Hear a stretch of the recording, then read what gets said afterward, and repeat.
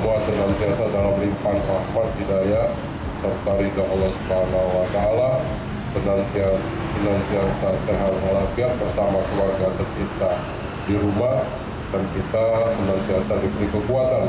dapat menunaikan tugas kita sebagai abdi negara di kantor Kota Palembang yang kita cintai ini